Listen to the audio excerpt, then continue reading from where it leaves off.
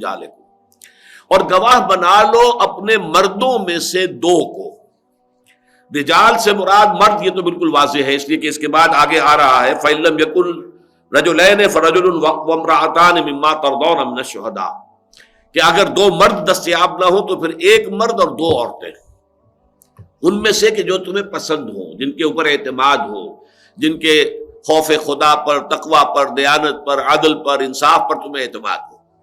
تو یہاں شہیدین من رجالکم، یہاں ایک بحث ہے کہ آیا غلام کی جو ہے گواہی اس میں قابل قبول ہے یا نہیں۔ تو اس میں اگرچہ بہت سے فقہا کہتے ہیں کہ چونکہ صرف رجل کا لفظ آیا ہے، مرد ہو چاہے وہ غلام ہو اور چاہے وہ آزاد حر ہو، لیکن یہ کہ امام ابو حنیفہ اور امام شافعی یہ دونوں اس پر متفق ہیں کہ نہیں، جو غلام ہے اس کی گواہی نہیں ہوگی۔ اس کی وجہ یہ ہے کہ اس کی حاضری جو ہے وہ موقوف ہے اس کے آقا کی اجازت پر۔ آگے چل کر آئے گا ولا یاب شاہد، جب وہ بلایا جائے تو شہداء جو ہے ولا یاب الشہداء اذا ما دعوا، جب انہیں گواہی کے لیے بلایا جائے تو وہ انکار نہ کریں، انہیں حاضر ہونا ہوگا۔ لیکن ظاہر بات ہے کہ غلام جو ہے وہ اپنی مرضی کا مالک نہیں ہوتا، وہ تو اگر اس کا آقا اجازت دے گا تو جائے گا، ورنہ نہیں جا سکتا۔ لہٰذا یہ تکلیف جو ہے شرعی، یہ جو ذمہ داری ہے، رسپانسبلٹی، تکلیف کے بعد رسپانسبلٹی، اس رسپانسبلٹی سے غلاموں کو آزاد کر دیا گیا۔ یہ جو ہوں گے گواہ دو مرد ہوں گے آزاد۔ فَإِن لَّمْ يَكُونَا رَجُلَيْنِ فَرَجُلٌ وَامْرَأَتَانِ مِمَّن تَرْضَوْنَ مِنَ الشُّهَدَاءِ، تو پھر اگر نہ ہو دو مرد تو ایک مرد اور دو عورتیں جو بھی تمہارے پسندیدہ ہوں، جن پر تم اعتماد کر سکتے ہو، جن پر تمہیں وثوق حاصل ہو۔ یہ ہے ذرا وہ باریک مسئلہ جس پر آج کل بڑا شور دنیا میں ہوتا ہے، اور ہماری جو ویمن لب اور جو فیمنزم کی موومنٹس ہیں ان کی طرف سے بہت شور مچایا جاتا ہے کہ یہ کیا ہے، ایک عورت جو ہے اس کی گواہی جو ہے وہ آدھی ہو گئی، دو عورتوں کی گواہی مل کر ایک مرد کی گواہی کی قائم مقام بنتی ہے۔ تو اگرچہ یہ بات اپنی جگہ پر صحیح ہے کہ خدا پنج انگشت یکساں نہ کر، نہ ہر زن زنست ہو، نہ ہر مرد مرد، نہ تو ہر مرد ہی مرد ہوتا ہے۔ ایسے بھی ہوتے ہیں کہ جو مرد تو ہیں لیکن زنانہ صفات کے حامل ہیں، اور ایسی عورتیں بھی ہوتی ہیں، ہر عورت عورت نہیں ہوتی کہ ہے تو عورت لیکن یہ کہ وہ بہت سے مردوں کو کے اوپر جو ہے وہ بھاری ہو جائے، پہلوان عورت ہو، ہر طرح کے جو ہے آپ کو ایکسیپشنز مل جائیں گی۔ ابھی جو کچھ اولمپکس کے اندر ہو رہا ہے، کیسی کیسی پہلوان عورتیں وہاں پہ آپ کی بھی نظر پڑی ہوگی۔ تو اس حوالے سے نہ ہر زن زنست ہو، نہ ہر مرد مرد، خدا پنج انگوش یکساں نہ کر۔ لیکن ایک بات یہ کہ اپنی جگہ پر جو سٹیٹسٹکس ہیں اس کے حوالے سے فزیولوجی نے، اناٹومی نے اول تو یہ ثابت کیا ہے کہ اپنے جسمانی ساخت کے اعتبار سے مرد اور عورت برابر نہیں ہے۔ عام طور پر عورت کا سائز مرد سے چھوٹا ہے، دماغ کا وزن ایوریج عورت کے دماغ کا مرد کے دماغ سے کم ہے، مختلف اعتبارات سے۔ اور پھر یہ کہ ہمیں معلوم ہے کہ عورت میں اصل حسن اس کی نزاکت ہے، مرد میں اس کا حسن اس کی جو ہے قوت ہے۔ مرد کے لیے ہمارے ایک پروفیسر اناٹومی کے ہوتے تھے، وہ یہ کہا کرتے تھے کہ مرد کو، یعنی مثالی مرد کے لیے اگر لفظ آئے گا دیو قامت انسان، یہ گویا کہ ایک بہت زبردست انسان مرد جو ہے، اور عورت کے لیے پری، وہ تو نازک ہو، نرم و نازک ہو، تو ظاہر بات ہے کہ وہ عورت کا حسن ہے اس کے اندر۔ اس حوالے سے یہ برابری کا جو بھی دنیا میں دعویٰ کیا جاتا ہے، اگرچہ اسلام نے برابری دی ہے، برابری دی ہے ایک تو اس اعتبار سے کہ as human beings they are equal, کوئی اونچ نیچ نہیں ہے، کوئی انفیریئر نہیں، کوئی سپیریئر نہیں۔ ان کی شرافت جو ہے، شرف انسانیت میں برابر کی شریک ہے، احترام انسانیت میں برابر کی شریک ہے۔ بعض اعتبار سے اونچ نیچ کی ہے تو اس میں بھی کمپنسیشنز ہیں۔ قانونی اعتبار سے باپ کے حقوق زیادہ کر دیے گئے، سیپریشن ہو جائے گی تو اولاد اصل میں تو باپ کی ہوگی اور باپ ہی کی طرف منسوب ہوگی، ابن فلاں ہی رہے گا، وہ ابن ماں کی طرف تو کبھی اس کا جو ہے وہ حوالہ نہیں دیا جائے گا۔ لیکن یہ ہے کہ خدمت کے معاملے میں ماں کو 3 درجے مقدم کر دیا، اور جنت کو بتایا کہ وہ ماؤں کے قدموں کے تلے ہے۔ اس حوالے سے اس کے اندر جو ہے ریسیپروکل جو ہے کمپنسیشن رکھی گئی ہے شریعت کے نظام میں۔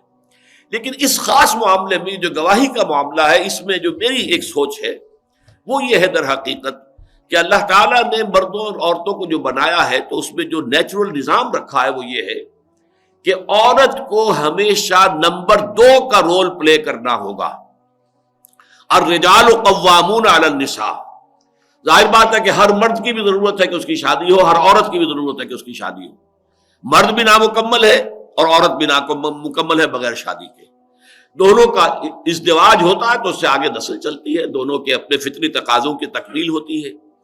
اس حوالے سے لیکن دونوں مل کر جب ایک خاندان بنائیں گے تو یہ ایک ادارے کی شکل میں ہے، اور ادارے میں ظاہر بات ہے کہ دو سربراہ ادارے کے نہیں ہو سکتے کہ جن کے اختیارات بالکل مساوی ہوں۔ وہ تو پھر ادارہ جو ہے اس کی جو فاتحہ پہلے ہی پڑھ لیجئے، جس میں کہ دو جو ہے سربراہ بالکل برابر کے اختیارات والے ہوں۔ اسی کو قرآن مجید بطور دلیل توحید کے لیے لایا ہے کہ اگر اس کائنات میں اللہ کے سوا کوئی اور بھی الہ ہوتے لفسدتا، تو فساد رونما ہو چکا ہوتا۔ یہ نظم جو ہے جو یہاں پر قائم ہے اور جس طریقے سے کائنات چل رہی ہے، اب دو خدا ہے اور دونوں کی اپنی اپنی مرضی ہے، کوئی اس طرح چلانا چاہتا ہے کوئی اس طرح چلانا چاہتا ہے، تو دنگا فساد جو ہے وہ ہوگا۔ لہذا خاندان کے ادارے میں سربراہ کی حیثیت مرد کو دی گئی، الرجال قوامون علی النساء۔ اب ظاہر بات ہے کہ جب عورت کو نمبر 2 کا رول پلے کرنا ہے، اور اس میں ہمیشہ ایسا ہوتا ہے کہ جو نمبر 2 پر ہوتا ہے اسے کچھ صدمے برداشت کرنے پڑتے ہیں، اسے یہ یقین ہے کہ میری رائے صحیح ہے، جو نمبر 1 ہے جو بات کہہ رہا ہے وہ غلط ہے۔ چاہے آپ ایک ادارے میں ہیں، عورت اور مرد کو چھوڑ دیجئے، آپ وائس پریزیڈنٹ ہیں اور ایک پریزیڈنٹ ہے، آپ کو یقین ہے کہ آپ جو رائے دے رہے ہیں وہ زیادہ صحیح ہے اس فرم کے لیے یا اس انجمن کے لیے یا اس ایسوسی ایشن کے لیے، اور جو صدر بات کہہ رہا ہے پریزیڈنٹ کہہ رہا ہے وہ غلط ہے، لیکن آپ کو ماننی پڑے گی صدر کی بات۔ تو گویا کہ ایک طرح کا صدمہ لینا پڑتا ہے۔ شاک ایبزاربرز ہونے چاہیے، جیسے گاڑی میں شاک ایبزاربرز نہ ہو تو پھر جس طریقے کی جمپ وہ لے گی ہو سکتا ہے کہ آپ کی گردنیں ہی ٹوٹ جائیں۔ شاک ایبزاربر کیوں رکھے جاتے ہیں؟ تاکہ وہ شوق کو اپنے اندر جذب کر لیں اور وہ سواریوں کو اتنا محسوس نہ ہو۔